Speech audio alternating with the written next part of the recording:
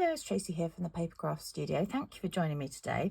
Today I'm going to show you how to make my little Elegant Edge tag topper gift box. The box is a bag. I mean, it's solid, so I guess it might be a box. But it's got this really cute little detail around the top. And I'm using the Fresh as a Daisy Designer Series paper. So I just want to show you that as well here. So it's this piece here that I've used, which has got lots of different images on, and it's this one here in the middle. So this is quite straightforward to cut. You do that cut first, then you do this one, then you do this one, and then you end up, so you can get two out of this piece here. And of course, you know, it would work with lots of these. So let me just show you as well where the punch is in here. So the papers are here in the Fresh as a Daisy suite. Like I said, it's this one here. And then the tag topper punch is called Elegant Edge Tag Topper Punch, right at the bottom here of page 148.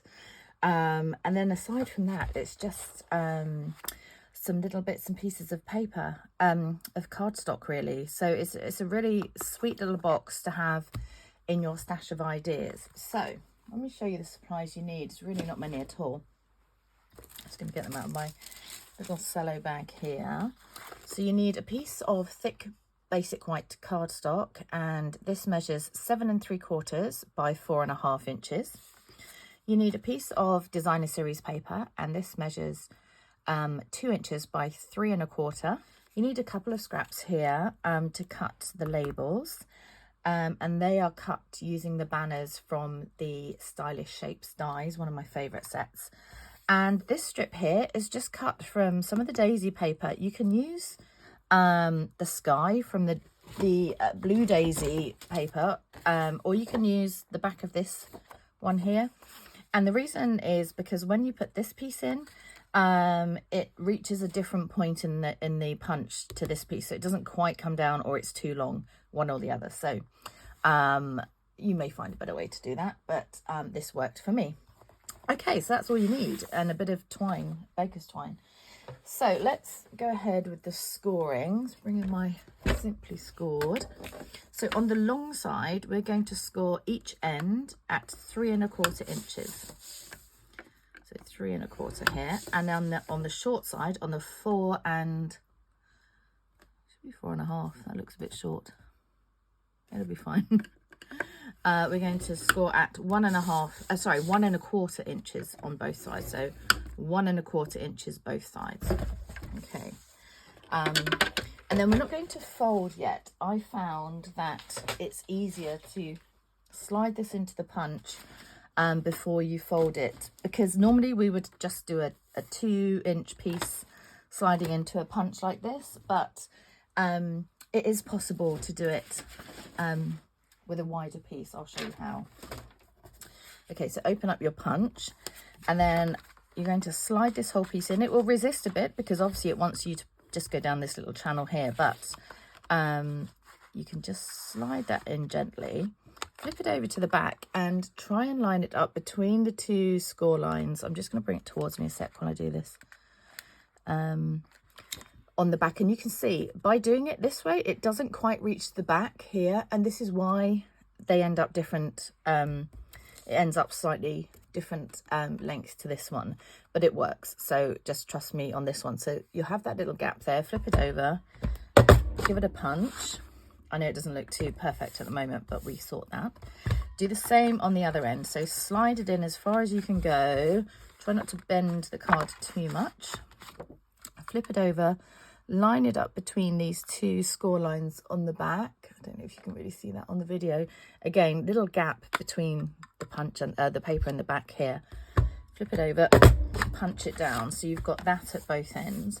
And then while we've got the punch here, you're going to slide in and just punch this top end of the daisies. So you'll see here, it goes all the way to the back, and that's the difference. I don't know if I'm in the light there very much. So just, again, punch that one. Okay, so that's all the punching we need to do. I do love a tag topper punch. I really miss them when they were out of the catalogue, so I'm really glad we've got one back. Okay, so we can score, no, let's do the cutting next on this bit. So you're going to eyeball this and cut across there. There's no line, so you're just going to snip across as best you can to that piece there. Okay, so you're just trying to line up with that this little piece here that's cut out as well. You could draw some lines on if you wanted to get it exact, but it doesn't really show. Those are the side pieces, so don't worry about that. Okay, so next, fold on all the score lines and give them a little burnish with your bone folder. Just open it out each time and then fold again. There we go. So this is one of this month's projects for me, August, and so I'm quite happy I'm finally catching up on some videos. So yeah, sorry for the radio silence recently, but I'm catching up again.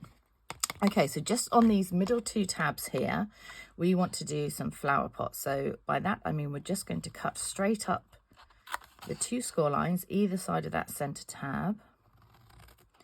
And then we're going to come in slightly at the bottom and cut up into that corner. So you're just taking out a little triangle there, and we're going to do the same on this side.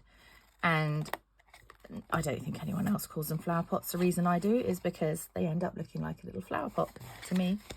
Looks like a flower pot. So same on the other side. So turn it round, straight up both of these score lines.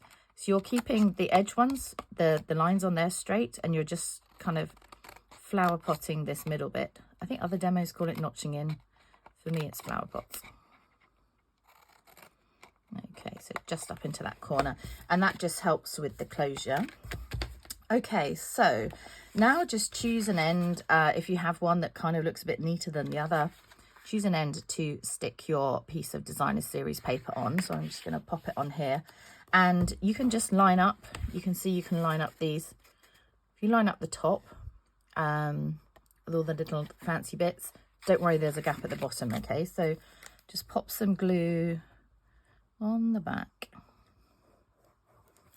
So, and you can go up to these pieces because obviously they're going to stick down. Oops, I'm not through it.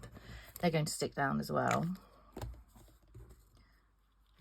And you're just going to line that up with the, like I say, with this detailed bit at the top. That looks about right to me. And then you will see when you fold this round, we've got that gap at the bottom, which is why I've put this little strip on here. Okay, so now to build it round. So get some tear and tape. I would suggest you can do it with glue if you like, but I like to use tear and tape on my 3D projects. So with your DSP showing upwards, your designer series paper showing this way, on these middle tabs, you're going to put some tape on those two there. Okay, so on these two tabs on the correct side of the box, you've put some tape here and here. Flip it over, and on the piece that you have your paper, on the end you have your paper on, sorry, not the piece. So this side, you're not putting any tape either side. This side, flip it over, and then on these two tabs, you're going to put your tape, again, just two strips down here. Oops, mine's jumping up a bit. Okay, so I'm just going to show you that again. So on the correct side, you've got tape on these two small tabs, and on flip it over on the same end that you've got your designer series paper, you've got it on these two long tabs. So nothing in the middle here, nothing at all on this end. Okay, and what's going to happen is you're going to attach your middle pieces to the end that has no tape on at all. No tape, no designer series paper. And then this one's going to wrap round, and you will get that little gap there. But that's how it builds up. So let's go ahead, take off this side. I'm just looking for a take your pick tool. Mine's still got a brush on it, but that's fine. On this end. It's an attachment that you can add on. It's really good for getting intricate pieces out of dies. Okay, so like I said, these two pieces are going to fold round to this piece that doesn't have the designer series paper on. It's going to go underneath there. So you're just lining up those straight edges. So this this folded edge with this straight edge here, you're just going to fold that in. Okay, and then you can take the tape off of these two edge pieces, do love making little boxes and bags. It was my favourite thing always to make, and that alongside with fun fold cards, fancy fold cards, whatever you like to call them, they're my favourite things to do. Okay, and then this one, you're just going to wrap around here. So if it doesn't line up quite, we can snip off one end or the other, but honestly you'd get the most minute little piece where you eyeballed it earlier. So you can just press those down. So that's the structure of the little box here. So we're going to add this piece on. Where did I put my strip? I'll bring my trimmer in. So this piece here, you need to cut at, sorry, I've cut a big strip because I was doing it for class. But the finished piece measures 1/4 inch by, I've cut it just over 2 inches because I want to know that I can trim if I need to. So it should only come to about 2 inches, but this is, so it's 1/4 inch by, and I'm just cutting it at about just over 2 inches there, about 2 1/4, 2 1/8, something like that. And that just means that however you folded your box up, this will fit for sure, and you'll have a bit left over, so you can trim one side or the other. I just didn't want to leave it short, so don't put the glue right up to the end that you're not going to stick down potentially.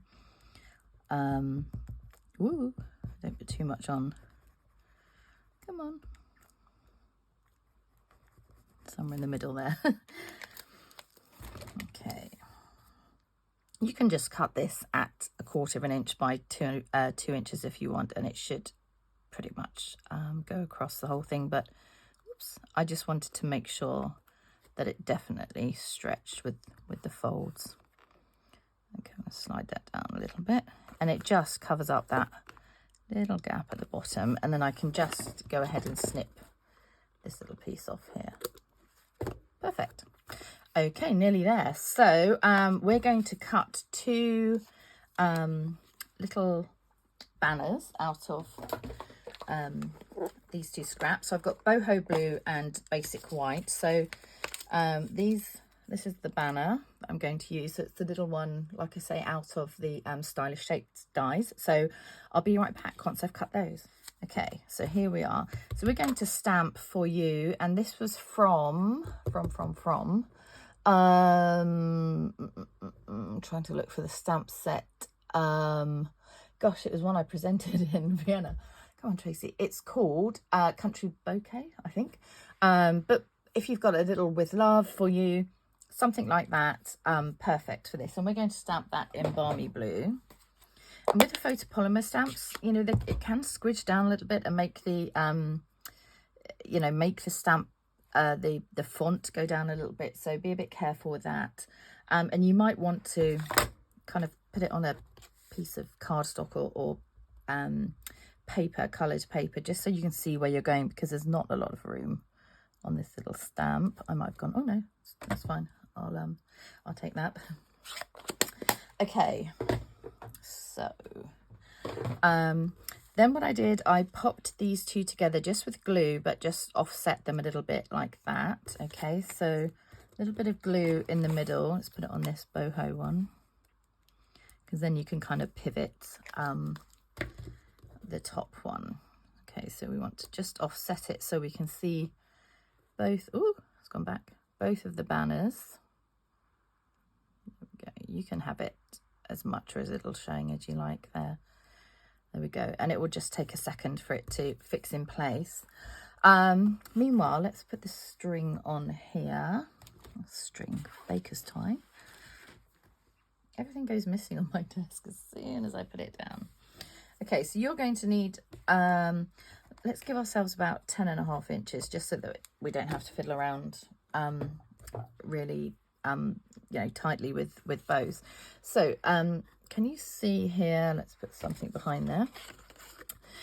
Either side there's a center piece here, and then either side you've got these small holes. So we're going to thread it through the small hole to the right of this one, and then pull it back through this one. So you'll end up with pieces of twine coming out of those 2 holes. If your twine, if the end goes frayed, just double it over to pop it through. But so in through the back there and out on this one. I'm just trying to get it so it doesn't fray. There we go. So let's bring that back in. You can see there it's either side of that piece.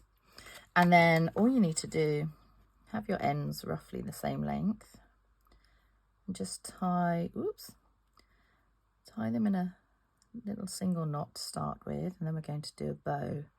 Now the thing to remember with baker's twine is it can twist round on itself, especially when you're tying a bow. So make your loop and try not to twist it in any way. Just I mean, it's not the end of the world if it twists, but make your loop, bring round your other one and put it through. And again, try and keep these all without twisting as you tie them. It doesn't matter if they're big. And then you just hold on to the center knot and pull on the ends here, the loose ends. You see mine started to twirl.